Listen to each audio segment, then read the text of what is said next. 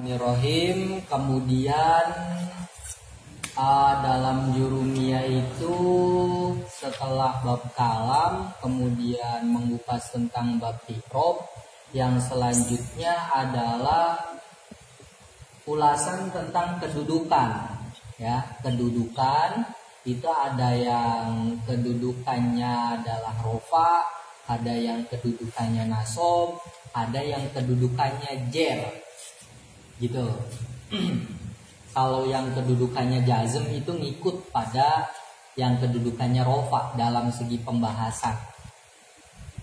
Ini ke bab marfu'atil asma'i, itu maksudnya adalah menjelaskan tentang isim-isim yang dibaca rofa. Artinya kedudukan sebuah isim ketika berkedudukan salah satu dari bab ini, maka dia harus terbaca rofa, begitu.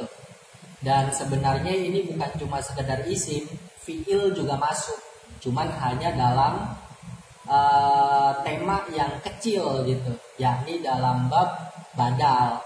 Dalam bab badal nanti fi'il mudhari ketika mubdal minhunya berupa fi'il mudhari yang terbaca rofa, maka badalnya juga harus terbaca rofa, dan itu adalah fi'il, maksudnya begitu. Sehingga bab marfu'atil asma'i itu bab yang menjelaskan isim-isim yang dibaca rofa, tapi di dalamnya ada pembahasan tentang fi'il sedikit. Itu seperti kayak surat dalam Al-Quran Al-Baqarah, ya, maknanya sapi. Pembahasan tentang sapinya itu tidak dalam seluruh surat bahasnya sapi semua, enggak, cuman sebagian. Sama dalam hal ini pun begitu, hanya membahas sebagian besar tentang isim yang dibaca rofa, tapi di dalamnya ada fi'il yang dibaca rofa juga. Yang pertama yang wajib terbaca rofa adalah kedudukan fa'il, ya. Fa'il ini nanti ada yang berakal dan ada yang tidak berakal. Kalau seandainya fa'il berakal, nanti secara cara baca dan simbolnya itu berbeda dengan fa'il yang tidak berakal. Contoh, ja'a zaidun, ja'a himarun. Ja'a telah datang, siapa zaidun? Zaid. Ja'a telah datang, apa himarun? Keledai. Secara cara baca, kalau seandainya fa'il yang berakal itu simbolnya fa beserta alif, cara bacanya adalah siapa. Kalau fa'il yang tidak berakal, simbolnya hanya fa, cara bacanya apa, begitu. Itu dari segi baca dan tulis. Kalau secara pengertian, fa'il itu apa? Al-ismu al-marfu'u al-madhkuru qoblahu fi'luhu. Fa'il adalah isim yang dibaca rofa, yang sebelumnya disebutkan fi'ilnya. Jadi kalau fa'il itu seandainya dalam bahasa Indonesia adalah subjek, ya, pelaku. Kalau fi'il itu adalah pekerjaan atau predikat. Nah, secara ilmu nahwu ini fa'il, ya. Dia adalah kalimat isim. Ini lafaz zaidun kalimat isim jelas karena ada tanda keisimannya berupa tanwin. Kemudian dia juga dibaca rofa. I'robnya dia rofa, zaidun. Nah, i'robnya rofa, tanda rofanya adalah dhammah sebab zaidun adalah isim mufrad. Gitu. Fa'il adalah isim yang dibaca rofa yang sebelumnya, sebelum fa'il disebutkan fi'ilnya. Fi'il dari zaidun atau pekerjaan atau predikat dari zaidun adalah ja'a, datang, gitu. Ini fi'ilnya, ini fa'il. Satu paket fi'il dan fa'il. Yang nanti fi'il dan fa'il ini namanya adalah jumlah fi'liyah, yakni susunan jumlah yang terdiri dari fi'il dan fa'il, gitu. Ini juga sama. Kemudian nanti dalam prakteknya ya, seandainya fa'ilnya ini laki-laki atau sesuatu yang dihukumi laki-laki, maka fi'ilnya harus diberi taknis sakinah. Semisal Zaidunnya kita ganti Hindun. Zaidunnya kita ganti Hindun. Hindun itu perempuan, maka si Ja'a ini harus diberi taknis. Nah, taknis ini, tak itu ya huruf taknis itu maksudnya menunjukkan mu'annas, menunjukkan perempuan ya. Sakinah itu maksudnya sukun, taknis sakinah.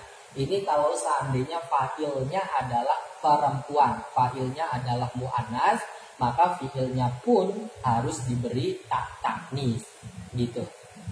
Itu secara pengertian. Dalam jurumiyah, pengertian fa'il adalah isim yang dibaca rofa yang sebelumnya disebutkan fi'ilnya. Kemudian dalam jurumiyah itu dijelaskan tentang macam-macam fa'il. Macam fa'il itu ada dua. Ada fa'il isim zohir,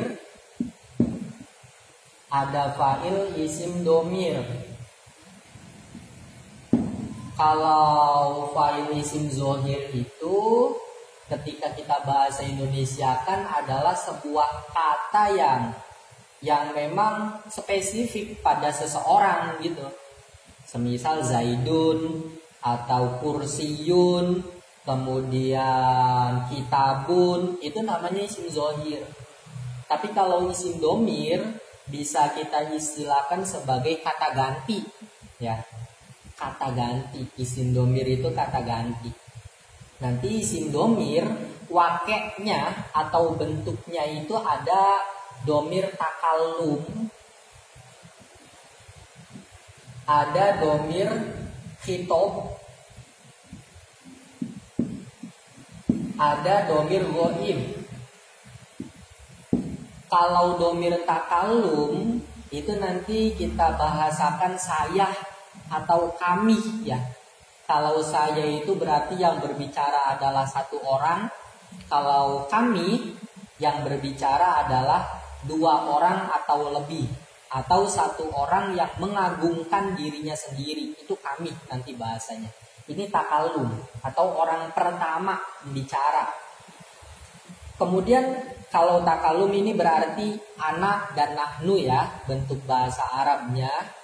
Kalau khitab ini orang yang kedua atau audiens, pendengar. Nanti kalau diterjemahkan bisa kamu, itu seandainya orang keduanya satu ya. Kalau orang yang keduanya dua atau lebih, maka bahasa Indonesianya adalah kalian. Kalau dalam bahasa Arab bentuknya adalah anta, kemudian antuma, antum, anti, antuma, antunna. Itu domir khitab, menunjukkan orang kedua atau pendengar. Kemudian yang terakhir ghaib. Kalau ghaib ini orang ketiga. Kita bisa terjemahkan maknanya dia atau mereka, orang ketiga ya. Bukan pembicara, bukan pendengar, tapi orang ketiga.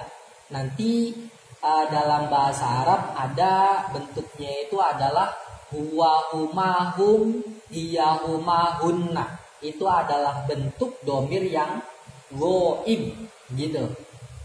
Nah, untuk fa'il isim zohir ini contohnya ja'at hindun. Ini termasuk fa'il isim zohir. Kemudian ja'a himarun, himarun juga termasuk fa'il isim zohir. Kalau fa'il isim domir, contohnya kalau dalam fi'il madi ya, itu dalam kitab Amfilah Tasrifiyahnya adalah doroba, doroba, dorobu gitu. Doroba, doroba, dorobu. Ini dan sampai akhir ya, yang ada dalam Amfilah Tasrifiyah yang lugawi itu doroba, doroba, dorobu, dorobata, dorobna, sampai dorobtu, dorobna, itu semuanya adalah fa'il isim domir dalam fi'il madi ya. Kalau doroba ini fa'il isim domir yang mustatir ya, domirnya tersimpan, dia tidak terlihat. Kalau doroba ini fa'il isim domir yang baris, yang tampak, domirnya tampak, ini alif. Dorobu juga termasuk fa'il isim domir baris, dia domirnya tampak. Kalau yang domir mustatir itu cuma ada dalam doroba dan dorobat. Ini juga sama, fa'il dari lafaz dorobat itu fa'il isim domir yang mustatir ya. Taknya ini bukan domir, taknya itu adalah tak yang menunjukkan pelakunya perempuan, tapi bukan domir. Nah begitu. Nanti fa'il isim domir ada yang domir mustatir, ada yang baris. Kalau yang mustatir itu yang domirnya tidak tampak, contohnya doroba dan dorobat. Kalau fa'il isim domir yang baris, fa'ilnya tampak, domirnya tampak seperti doroba, ini alifnya tampak, ini alif domir. Dorobu juga wawunya tampak, ini wawu domir. Gitu. Itu penjelasan kitab Jurumiyah tentang fa'il. Dari mulai segi cara baca, kemudian cara tulisnya begitu. Kemudian macam-macam dari fa'il, ada fa'il isim zohir dan ada fa'il isim domir.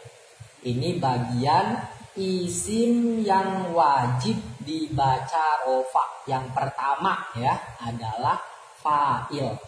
Ini kalau fi'il madi. Kalau fi'il mudhari ya berarti yadribu, yadribani, yadribuna. Yang dalam amsilah tasrifiyah itu yadribu, yadribani, yadribuna. Ini juga fa'il dari fi'il mudhari yadribu, termasuk fa'il isim domir. Untuk yadribu ini fa'il isim domir mustatir, domirnya tidak tampak ya. Kalau yadribani dan yadribuna termasuk fa'il isim domir yang baris, fa'ilnya tampak, ini alif. Kemudian wawu nih. Ini af'alul khamsah, fi'il mudhari bertemu dengan alif domir tasniyah, wawu domir jamak kan. Nunnya ini nun tanda i'rab gitu. Ini fa'il isim domir dalam fi'il mudhari. Setiap fi'il itu soalnya pasti punya fa'il. Kalau tadi yang fi'il madi doroba, doroba, dorobu. Kalau yang fi'il mudhari yadribu, yadribani, yadribuna sampai akhir. Dalam fi'il amr pun sama. Semisal idrib, idrib, idriba, idribu. Fi'il amr juga dia harus punya fa'il. Nah fa'il dari fi'il amr itu juga berupa domir. Kalau idrib ini fa'ilnya berupa fa'il isim domir yang mustatir, yang tersimpan. Kalau idriba ini fa'ilnya berupa fa'il isim domir yang baris, yang tampak tuh, alifnya tampak. Ini alif domir. Kalau idribu juga fa'il isim domir yang baris, yang tampak, wawunya tampak, begitu. Begitu juga dalam fi'il nahi. Fi'il nahi pun sama. La tadrib, la yadrib, la yadriba, la yadrib, la yadriba, la yadribu. Itu dalam kitab Amsilah Tasrifiyah penjabarannya jelas.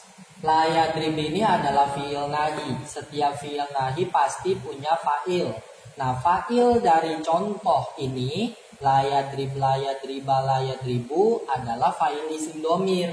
Kalau la yadrib ini fa'il isim domir yang mustatir, yang tidak terlihat. Kalau la yadriba ini fa'il isim domir yang baris. Begitu juga la yadribu ini fa'il isim domir yang baris. Gitu. Ulasan tentang fa'il isim domir. Macamnya banyak. Nanti karena domir itu hukumnya mabni, maka nanti istilahnya ketika kita urai secara i'rab ya, contoh la yadribu, la ini adalah kalimat huruf, yadrib ini adalah kalimat fi'il, kemudian wawu ini namanya kalimat isim, dia adalah isim domir, kedudukannya menjadi fa'il dari fi'il la yadrib.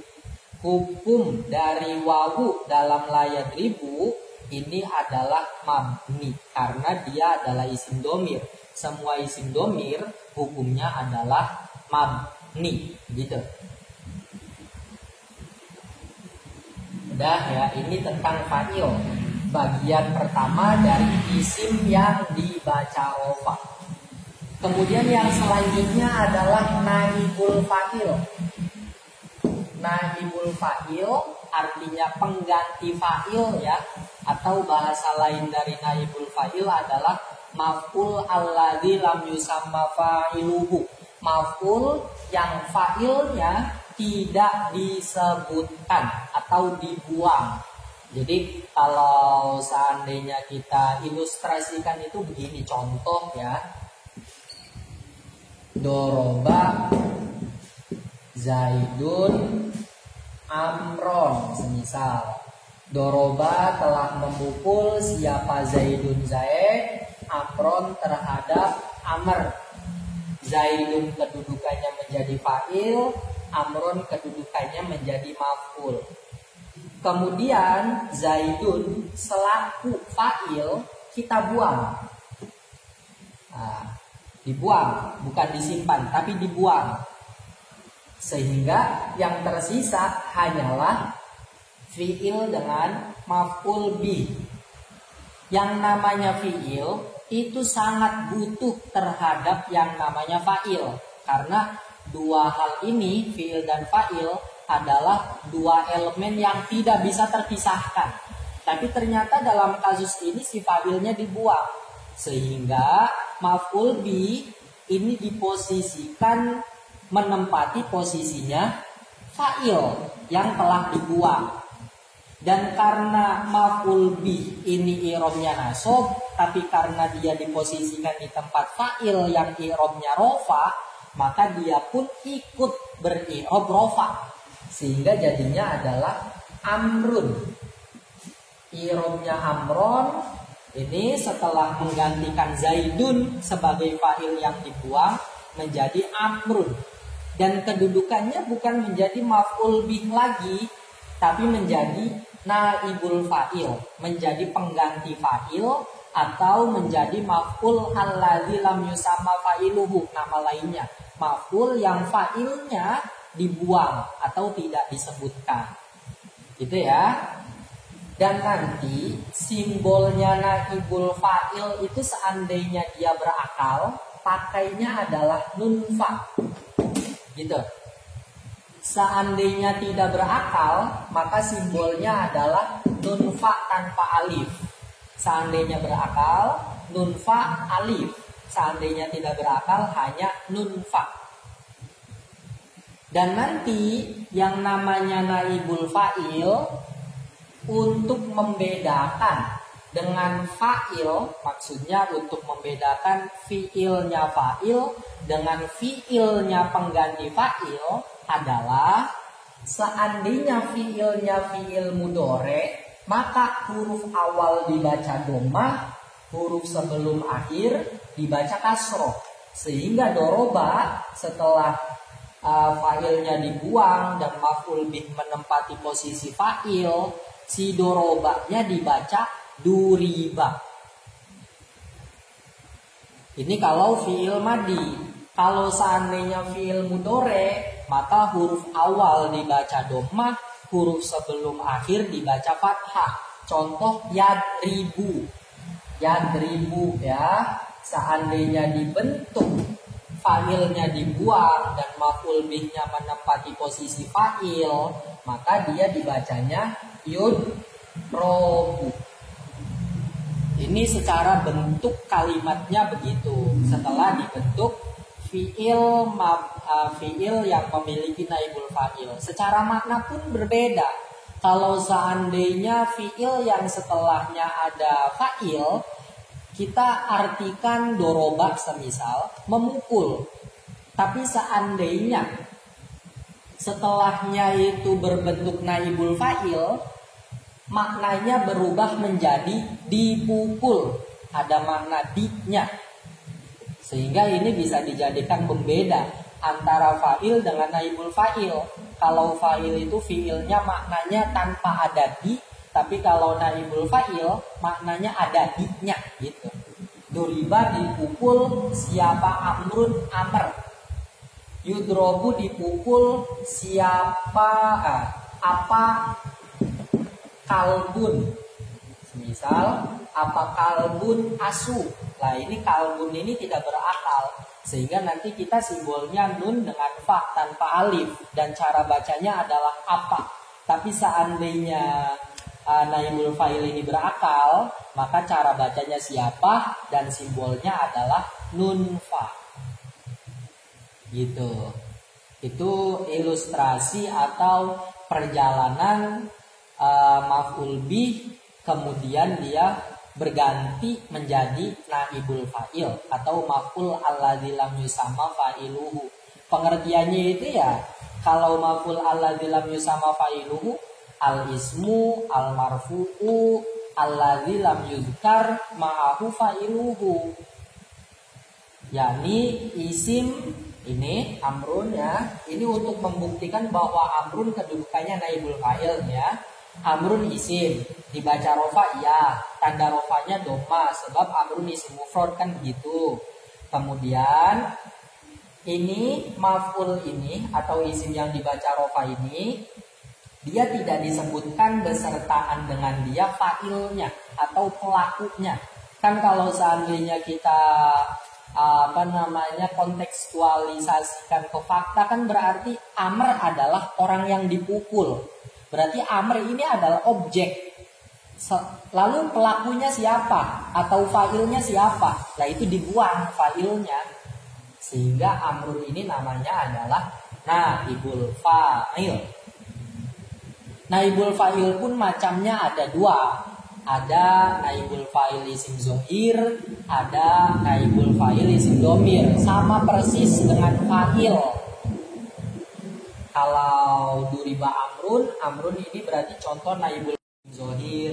Kalbun pun termasuk naibul fa'il yang isim zohir. Kalau naibul fa'il yang berupa isim domir, tinggal lihat di kitab Amsilah Tasrifiyah kan ada. Duriba, duriba, duribu. Gitu. Itu kalau dalam fi'il madi. Duriba, duriba, duribu. Gini ya. Duriba, duriba, duribu, duribat, duribata, duribna, sampai akhir, sampai duribna. Semuanya itu adalah naibul fa'il isim domir. Kalau naibul fa'il isim domir dalam lafaz duriba, ketika kita terjemahkan atau maknai kan duriba telah dipukul. Siapa dia? Laki-laki satu. Nah, siapa itu kedudukannya adalah menjadi naibul fa'il. Dia berupa naibul fa'il isim domir yang mustatir, yang tersimpan karena tidak terlihat sama sekali domirnya di sini. Kalau duriba telah dipukul siapa mereka dua. Nah, siapa mereka dua itu namanya adalah naibul fa'il isim domir. Isim domir yang baris karena terlihat kan, yang tampak. Ini kalau naibul fa'il dalam fi'il madi. Kalau dalam fi'il mudhari ya tinggal yudrobu, yudrobani, yudrobuna, tudrobu, tudrobani, yudrobna. tudrobu, tudrobani, tudrobuna. Gitu. Tinggal lanjutkan saja.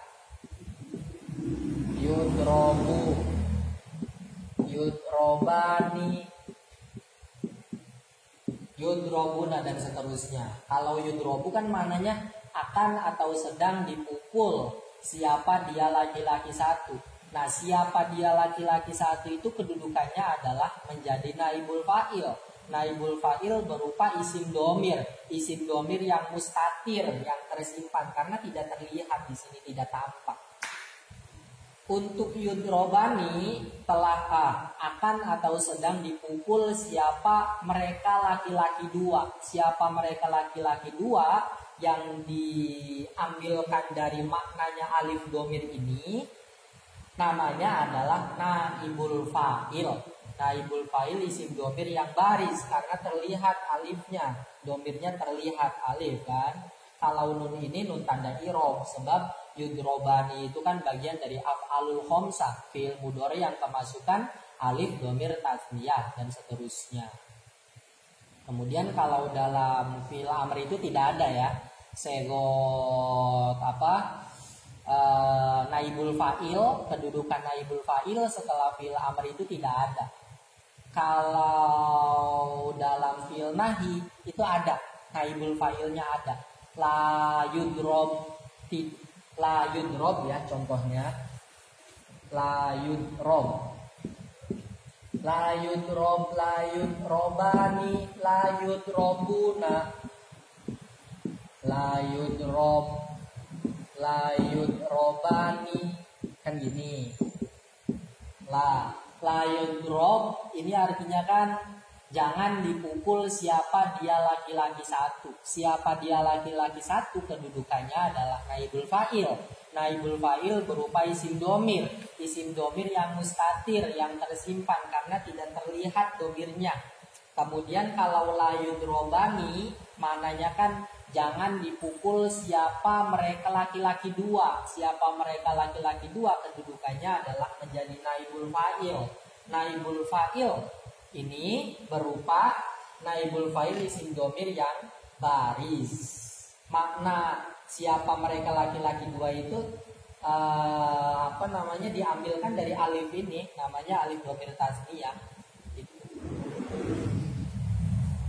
Kemudian secara secara penamaan, fi'il yang memiliki fa'il dengan fi'il yang memiliki naibul fa'il dalam kurung maf'ul alladzi lam yusamma fa'iluhu itu penamaannya beda.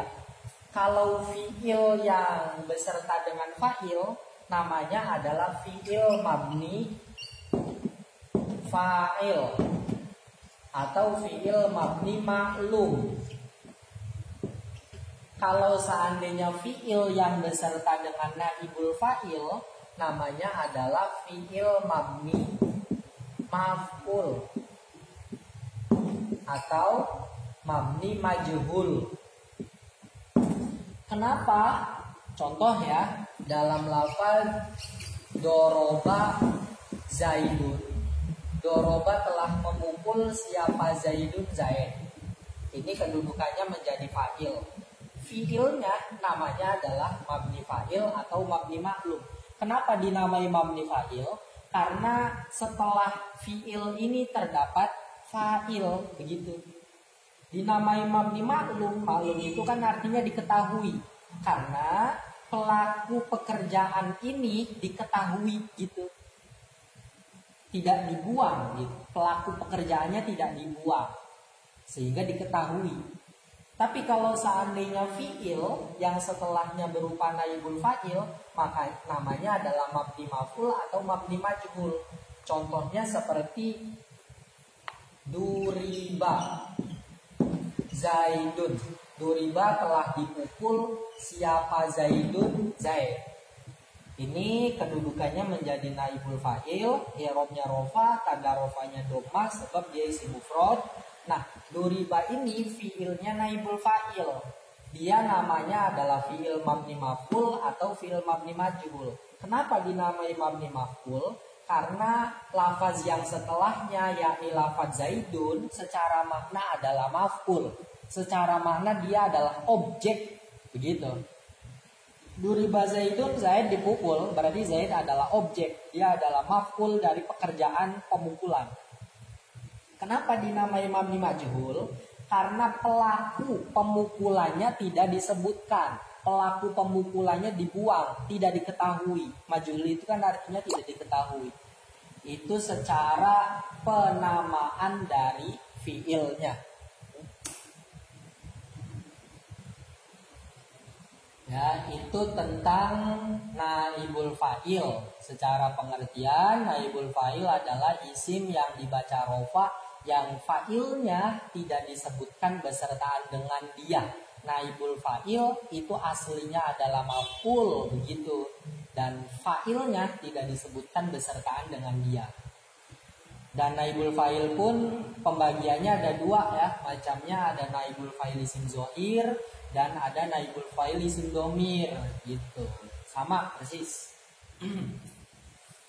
Ini termasuk isim yang dibaca rofa yang nomor 2 ya, naibul fa'il. Kemudian yang nomor 3 adalah mubtada. Mubtada plus khobar. Nomor 3 dan nomor 4 adalah mubtada dan khobar.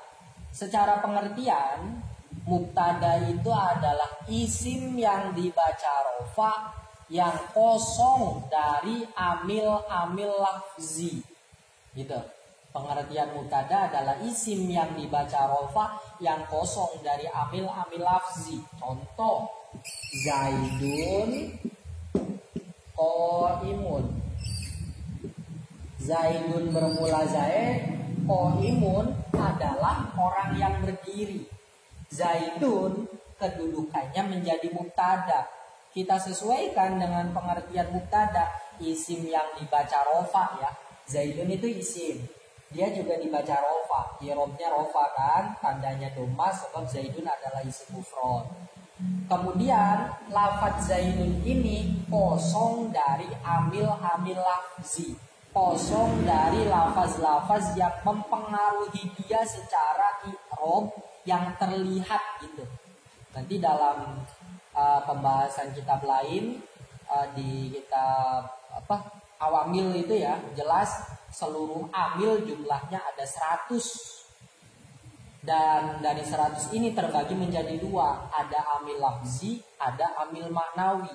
Kalau amil lafzi itu amil yang terlihat, gitu, bisa dibaca, bisa ditulis, dan bisa didengar. Kalau amil maknawi ini cuma 2. Dia termasuk amil yang tidak bisa didengar, tidak bisa dibaca, dan tidak bisa dituliskan, begitu.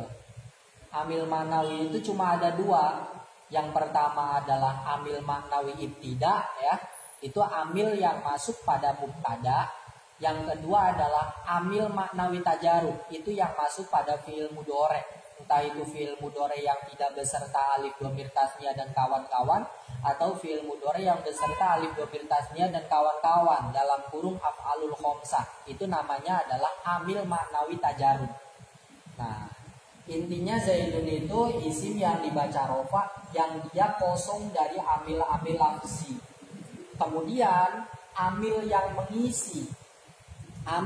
mengisi pada mubtada namanya adalah amil maknawi ibtida.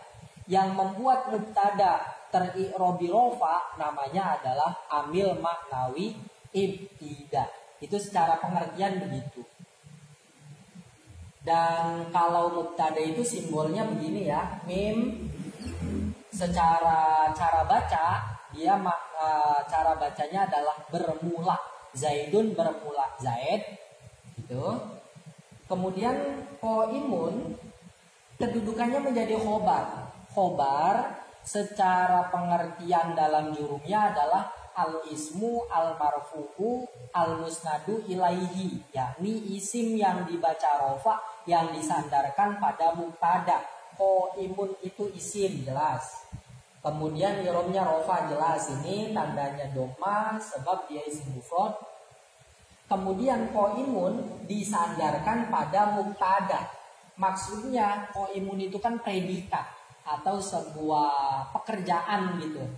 Yang namanya pekerjaan atau predikat ini disandarkan atau dilekatkan pada pelakunya kan, pada subjeknya.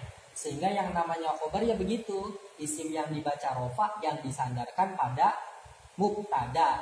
Qaimun itu isim yang dibaca rofa yang dimana berdiri ini disandarkan pada diri Zaid atau dikaitkan pada dirinya si Zaid gitu.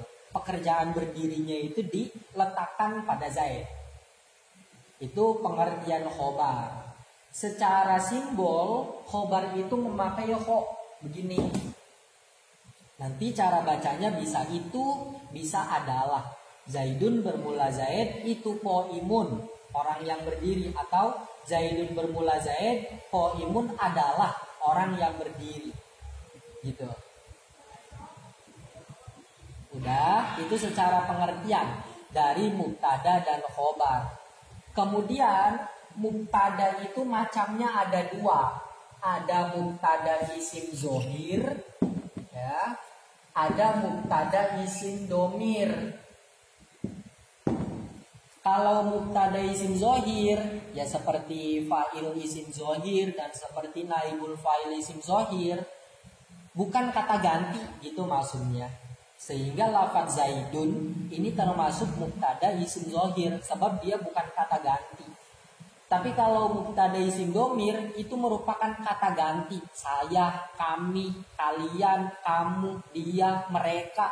Yang dalam bahasa Arab adalah huwa, huma, hum, dia, huma, hunna, anta, antuma, antum, anti, antuma, antunna, ana, nahnu. Itu 12 lafaz yang merupakan mubtada isim domir gitu. Itu ya, macam dari mubtada ada dua, ada isim zohir, ada isim domir. Contohnya kalau isim zohir ya Zaidun qaimun itu si Zaidun itu isim zohir. Kalau seandainya isim domir ya tinggal semisal huwa ya. Contoh huwa qaimun, huwa bermula dia laki-laki satu, itu qaimun orang yang berdiri. Nah huwa itu kedudukannya menjadi mubtada, dia berupa mubtada isim domir. Kemudian untuk khobar, khobar ini juga macamnya ada dua. Khobar macamnya ada dua. Ada khobar mufrad, ada khobar ghairu mufrad. Khobar mufrad itu maksudnya yang selain ghairu mufrad. Khobar mufrad adalah khobar yang selain ghairu mufrad. Itu aja dulu. Nah, lafaz qaimun ini termasuk khobar mufrad. Ya. Qaimun termasuk khobar mufrad. Kalau khobar ghairu mufrad ini ada 4. Yang pertama adalah fi'il beserta fa'il. Yang kedua adalah mubtada beserta khobar. Yang ketiga adalah zorof. Kelihatan nggak? Yang terakhir adalah jar majrur. Ini khobar ghairu mufrad, ada 4 ya. Fi'il fa'il, mubtada khobar, zorof, dan jar majrur. Untuk contohnya semisal khobar yang berupa fi'il fa'il, Zaidun koma abuhu. Zaidun bermula Zaid, itu koma berdiri siapa abuhu, ayahnya Zaid. Zaidun kedudukannya menjadi mubtada. Mubtada apa? Mubtada isim zohir kan, bukan isim domir. Kemudian koma abuhu kedudukannya menjadi khobar. Ya, dia termasuk khobar ghairu mufrad. Kenapa? Karena dia merupakan rangkaian dari fi'il beserta fa'il. Koma itu fiil, abuhu itu fa'ilnya koma. Koma abuhu yang merupakan rangkaian fiil fa'il ini menjadi khobarnya lafadz zaid. Maka koma abuhu ini adalah khobar ghairu mufrad yang berupa fiil fa'il, atau nama lainnya fiil fa'il itu adalah jumlah fi'liyah. Gitu ya. Kemudian khobar ghairu mufrad yang kedua adalah berupa mubtada dan khobar. Seperti contoh Zaidun jariyatuhu zahibatun. Zaidun bermula Zaid ini menjadi mubtada. Itu jariyatuhu bermula pelayan perempuannya Zaid. Itu zahibatun orang yang pergi. Lafadz jariyatuhu zahibatun ini menjadi khobarnya lafadz Zaidun. Dan jariyatuhu zahibatun merupakan khobar ghairu mufrad. Kenapa? Karena jariyatuhu zahibatun merupakan rangkaian mubtada. Jariyatuhu itu mubtada dan khobar. Zahibatun adalah khobar. Jariyatuhu zahibatun yang merupakan rangkaian mubtada khobar, dia menjadi khobarnya lafadz Zaidun. Sehingga jariyatuhu zahibatun ini termasuk khobar ghairu mufrad yang merupakan mubtada dan khobar. Mubtada dan khobar itu nama lainnya adalah jumlah ismiyah ya. Jumlah ismiyah. Kalau fiil fa'il itu namanya jumlah fi'liyah, kalau mubtada khobar itu namanya jumlah ismiyah. Ketika khobar berupa jumlah, baik jumlah ismiyah berupa mubtada dan khobar, atau berupa jumlah fi'liyah berupa fi'il dan fa'il, maka khobar itu berupa khobar ghairu mufrad.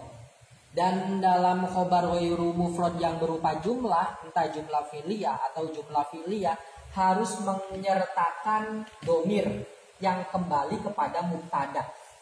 Zaidun koma abuhu. Zaidun bermula Zaid itu koma berdiri. Siapa abuhu? Ayahnya Zaid. Nah, hu ini merupakan domir yang rujuknya atau kembalinya kepada mubtada, yakni lafadz Zaidun. Ini wajib ada dia. Harus ada domir. Ini yang jumlah fi'liyah. Jumlah ismiyah pun begitu. Zaidun bermula Zaid, itu jariyatuhu bermula pelayannya Zaid, itu zahibatun yang pergi. Hu dalam jariyatuhu itu merupakan isim domir yang kembali kepada mubtada berupa lafadz Zaid, dan ini wajib ketika jumlah ghairu mufrad berupa jumlah ismiyah atau jumlah fi'liyah harus menyertakan domir yang kembali kepada mubtada, seperti dua contoh ini. Kemudian untuk contoh zorof semisal Zaidun bermula Zaid itu indaka. Zaidun bermula Zaid itu indaka, ada siapa Zaid di sisimu. Secara pemaknaan begitu.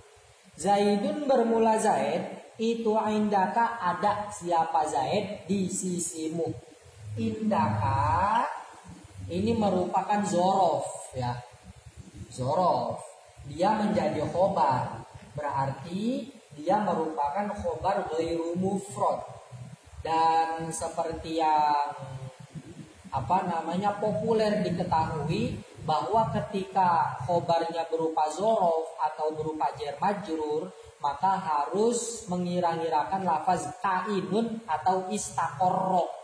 Seperti dalam alfiyah itu kan wahbaru bizorfin au biharfijar nawi namana kainin awistaqor. Ulama membuat khobar dengan zorof atau jar majrur seraya mereka mengira-ngirakan lafaz istaqarra atau makna kainun. Sehingga cara pemaknaannya Zaidun bermula Zaid itu indaka, ada siapa Zaid di sisimu. Atau Zaidun bermula Zaid itu indaka, tetap siapa Zaid di sisimu, begitu. Ini contoh yang zorof.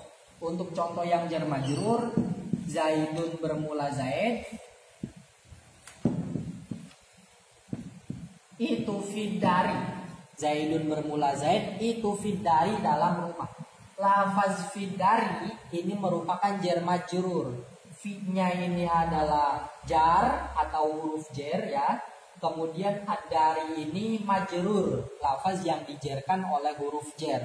Sehingga dia dinamai dengan jar majrur. Dan fidari kedudukannya menjadi khobar. Sehingga fidari merupakan khobar ghairu mufrad karena berupa jar majrur.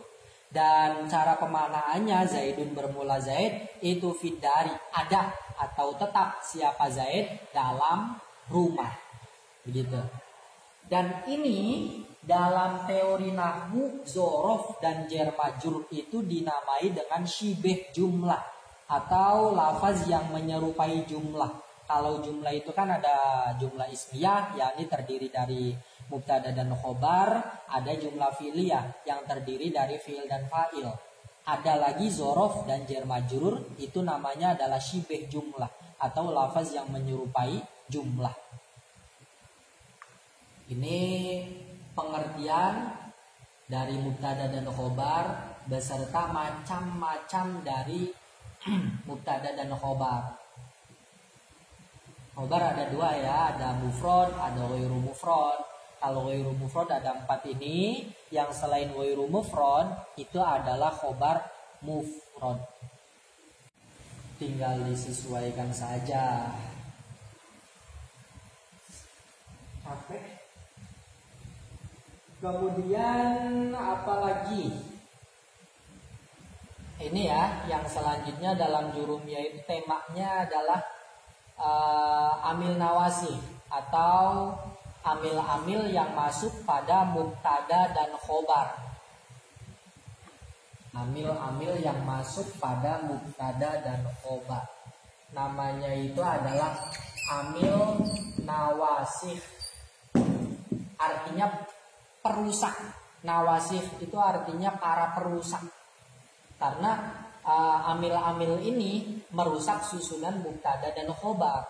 Mubtada dan khobar kan i'rabnya rofa ya. Zaidun itu mubtada, i'rabnya rofa. Yang membuat mubtada terbaca rofa adalah amil manawi ibtida. Kemudian qaimun juga i'rabnya rofa. Yang membuat khobar rofa adalah mubtada. Jadi amilnya mubtada adalah amilnya khobar adalah mubtada, amilnya mubtada adalah amil manawi ibtida.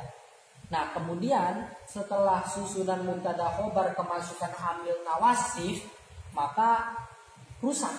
I'rab dari mubtada khobar ini rusak. Amil nawasih itu pembagiannya ada 3 ya dalam jurumiyah. Ada kana beserta saudarinya, ada inna beserta saudarinya, dan ada zonantu beserta saudarinya.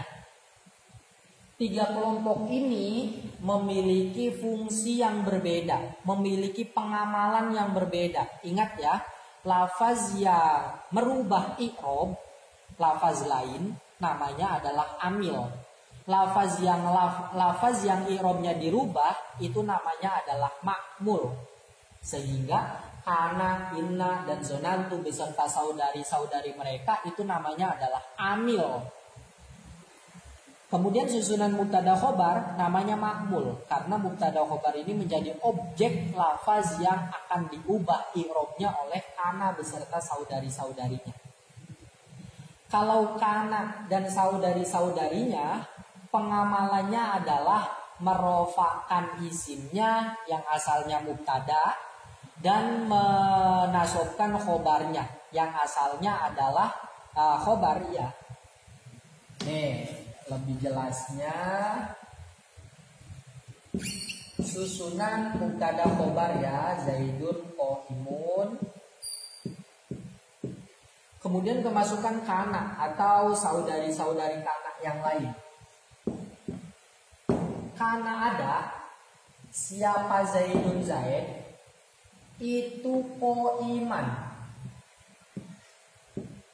orang yang berdiri. Nah, kana dinamai amil nawasih karena dia merubah i'rab dari mubtada dan khobar. mubtada yang asalnya dia terbaca rofa oleh amil manawi ibtida, sekarang dia terbaca rofa oleh kana, direbut. Pekerjaan amil manawi ibtidanya direbut oleh kana, sehingga dia adalah perusak. Kemudian qaiman ini yang tadinya rofa, setelah kemasukan kana maka berirob nasab, perusak kana, gitu. Karena merofakan isimnya ini mubtada yang asalnya mubtada ya. Sekarang setelah kemasukan kana maka namanya adalah isimnya kana. Secara kedudukan namanya bisa kita katakan isimnya kana, bisa kita katakan fa'ilnya kana, bebas. Yang pasti fa'ilnya kana atau isimnya kana secara irob adalah rofa, begitu. Ini isim yang dibaca rofa yang nomor 5 ya. Ini dia. Kalau qaiman ini khobarnya kana. Dia irobnya nasab. Karena yang namanya kana itu fungsinya atau pengamalannya adalah merofakan isimnya yakni Zaidun dan menasobkan khobarnya yakni qaiman. Untuk detailnya apa namanya isimnya kana itu sama seperti fa'il, ada fa'il isim, ada isimnya kana yang berupa isim zohir, ada fa'ilnya isimnya kana yang berupa isim domir, sama persis seperti fa'il gitu maksudnya. Kalau ini kan fa'il isim zohir lagi, isimnya kananya berupa isim zohir. Kalau seandainya berupa isim domir, ya tinggal kita beri domir di sini, kita kasih domir di sini, jangan dikosongkan fiilnya. Semisal ini hapus dulu ya, kana ada siapa, dia laki-laki satu. Oh berarti itu isimnya kana berupa isim domir yang mustatir, kan gitu. Sama khobarnya kana pun ada yang berupa isim zohir, ada yang berupa isim domir. Kalau yang berupa isim zohir ya contohnya ini qaiman. Kalau seandainya yang berupa isim domir ya bisa iyahu atau yang lainnya gitu. Kembali ke ini, maksudnya kembali ke apa, pembahasan fa'il dan pembahasan khobar yang telah lewat tadi. Nanti khobarnya kana pun ada yang mufrad, ada yang ghairu mufrad dan seterusnya itu. Kalau saudari-saudari kana itu jumlahnya ada berapa? 13 ya. Kana, kemudian apa? Amsa, asbaha, adha, zola, bata, soro. Nah ini dari mulai amsa, asbaha, adha, zola, bata, soro, ini maknanya sama, menjadi gitu. Semisal zola zaidun qaiman, zola menjadi siapa zaidun zaid itu qaiman orang yang berdiri gitu. Kemudian laisa itu maknanya tidak ada. Kemudian mazala, manfaka, mafatiha, mabariha itu artinya tidak henti-henti, tidak berhenti-henti atau selalu gitu ya. Kalau madama itu artinya selagi. Semuanya ini 13 lafaz ini karena beserta saudari-saudarinya punya fungsi merofakan isimnya yang asalnya adalah mubtada dan menasobkan khobarnya yang asalnya adalah khobarnya mubtada, begitu. Ini kana. Kemudian yang selanjutnya adalah inna. Kalau inna secara pengamalan dia berbanding terbalik dengan kana. Kalau kana itu merofakan isimnya dan menasobkan khobarnya ya. Tapi kalau inna adalah menasobkan isimnya dan menasobkan dan merofakan khobarnya. Berarti Zaidun qaimun. Zaidun bermula Zaid, qaimun adalah orang yang berdiri. Ini asal muasalnya. Kemudian kemasukan inna atau saudari-saudari inna yang lain ya. Maka nanti yang asalnya mubtada ini berubah menjadi isimnya inna. Yang asalnya qaimun ini adalah khobarnya Zaidun berubah menjadi isimnya inna. Dan secara i'rob isimnya inna itu nanti i'robnya nasab, kemudian khobarnya inna ini i'robnya rofa, sehingga bacanya inna Zaidan qaimun gitu. Inna Zaidan qaimun. Nah ini khobarnya inna merupakan isim yang dibaca rofa yang nomor 6 berarti ya, yang nomor 6. Pertama fa'il, kedua naibul fa'il, kemudian mubtada, kemudian khobar, kemudian isimnya kana, kemudian khobarnya inna. Ya. Saudari-saudari inna itu jumlahnya ada 6. Inna beserta saudari-saudarinya itu ada 6. Ada inna, ada anna, ada ka'anna, kemudian laita, kemudian lakinna, kemudian la'alla. Ini secara fungsi lafzi sama, yakni menasobkan isimnya dan merofakan khobarnya. Tapi secara makna dia berbeda-beda. Kalau inna dan anna ini untuk taukid, untuk menguatkan. Seperti ketika ada orang ngomong Zaidun qaimun, itu kan artinya Zaid adalah orang yang berdiri. Tapi setelah ditambahkan inna Zaidan qaimun, sungguh Zaid adalah orang yang berdiri. Begitu ada penguatan ungkapan. Kalau ka'anna ini maknanya adalah tasbih atau menyerupakan satu perkara dengan perkara yang lain. Seperti contoh ka'anna Zaidan badrun. Ka'anna Zaidan seakan-akan Zaid, badrun adalah rembulan. Nah si Zaidan ini disamakan dengan rembulan. Penyamaan ini terbantu oleh huruf ka'anna, begitu. Karena ka'anna fungsinya adalah tasbih atau menyerupakan satu hal dengan hal yang lain. Kalau laita itu fungsi secara makna adalah tamanni atau mengharapkan sesuatu yang mustahil terjadi atau sulit terjadi. Seperti contoh laita syababa yaudu yauman, andai masa muda kembali lagi. Lah ini kan pengharapan yang mustahil terjadi. Hari kemarin itu ya tidak bisa kembali lagi gitu. Atau mengharapkan sesuatu yang sulit terjadi, semisal laitad darohima nazilatun minas samai, andai dirham atau uang turun dari langit. Nah ini kan mungkin saja terjadi tapi sulit terjadi. Nah itu faedah dari laita, tamani, mengharapkan sesuatu yang mustahil terjadi. Kemudian kalau la'alla itu ada dua, ada taroji, ada tawakkuf. Kalau taroji itu mengharapkan terjadinya sesuatu yang disukai. Seperti contoh la'allal habiba qodimun, semoga kekasihku datang. Lah kedatangan kekasih ini kan sesuatu yang diharapkan terjadi, begitu. Kalau seandainya satunya tawakku'i, itu adalah mengkhawatirkan terjadinya sesuatu yang tidak disukai. Seperti laital habia la'alal habiba mayitun, barangkali kekasihku mati. Lah kematian kekasih itu adalah sesuatu yang tidak disukai kan.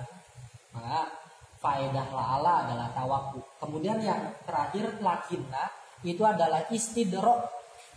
Istidrok itu adalah menyusul ungkapan. Semisal kita ucapkan Zaidun qaimul laila, Zaidun qaimul laili, Zaidun bermula Zaid, qaimul laili adalah orang yang bangun di malam hari. Lah, kandungan makna dari Zaid adalah orang yang bangun di malam hari, ini bisa kita simpulkan Zaid berarti adalah orang yang soleh, sebab dia adalah orang yang bangun di malam hari. Nah kemudian kandungan bahwa Zaid orang soleh ini dibatalkan oleh lakinna. Lakinnahu fasikun, tetapi dia adalah orang yang fasik. Zaid adalah orang yang bangun di malam hari, dalam kurung dia adalah orang soleh. Dan dalam kurung ini dihilangkan oleh lakinna. Lakinnahu fasikun, tetapi dia adalah orang fasik, bukan orang soleh. Jadi lakinna itu masuk di antara dua ungkapan yang saling bertolak belakang gitu. Semisal contoh lagi, semisal Zaidun ghaniyun, Zaid adalah orang kaya. Makna yang terkandung dari kaya itu ya dermawan dan seterusnya kan. Lakinnahu bakhilun, tetapi dia adalah orang yang pelit. Nah ini berarti lakinnahu bakhilun merusak kandungan kalam yang sebelum lakinna. Itu faedah dari istidrok yang dimiliki oleh lakinna.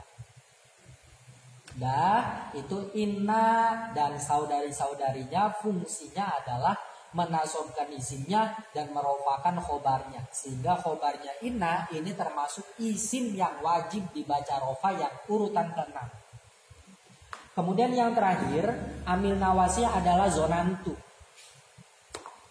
Kalau zonantu ini pengamalannya adalah menasobkan mubtada dan khobar. Yang kemudian mubtada dan khobar itu menjadi maf'ul bagi zonantu. Contoh begini.